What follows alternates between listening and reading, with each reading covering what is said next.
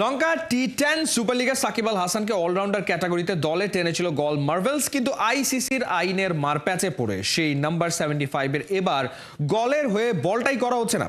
তবে কি ওকে সাইড বেঞ্চে রাখবে টিম ম্যানেজমেন্ট? ক্যান্ডিতে খেলাযোগের করা সেই প্রশ্নের উত্তরে কি বললেন টিম মার্ভেলসের South African coach Graham Ford? Sri Lanka থেকে খালিদ জামিলের রিপোর্টে বিস্তারিত।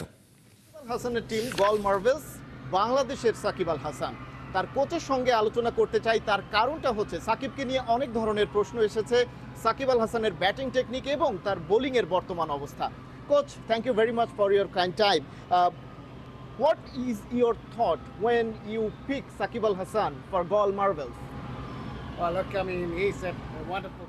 সাকিব প্রায় 2 যুগ ধরে ব্যাটে বলে সমান তালে দারুণ খেলে যাচ্ছে।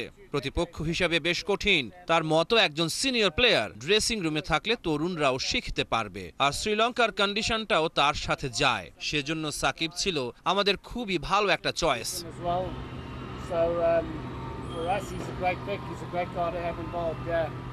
Sakib Al Hasan is an aggressive batter.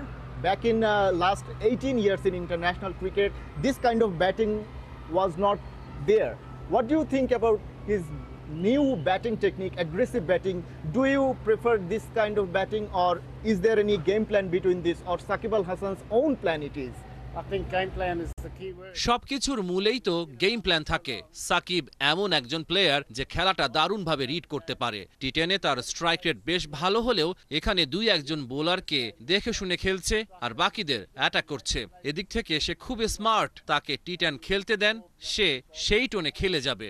T20 R test match আলাদা, সেখানে আবার একদম ভিন্ন সাকিবকে পাবেন। Whatever format you want him to play, if you want him to play in T10. When you picked Sakib Al Hasan, he was an all-rounder, but because of the ban by ECB, what do you think? He cannot bowl, or now he is not bowling for your team.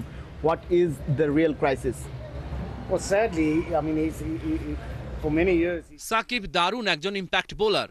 তাকে আমরা একটা ম্যাচেই বল করাতে পেরেছি। দুঃখজনক হলেও সত্য, ইসিবির সিদ্ধান্তটা তার বিপক্ষে গেছে। কাজটা ঠিক হলো কিনা সেটা তো সময়ই বলে দেবে।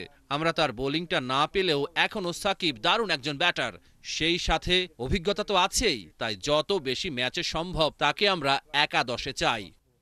ওকে, thank you very much coach, thank you for your time.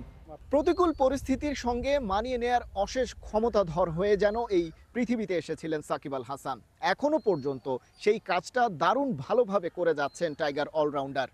কখনো বা হেলমেটের স্ট্র্যাপ দাঁত দিয়ে কামড়ে ব্যাটিং করে চলেছেন, কখনো মাঠের বাইরের নানা সিচুয়েশন সামাল দিচ্ছেন অনেক জটিল পন্থায়।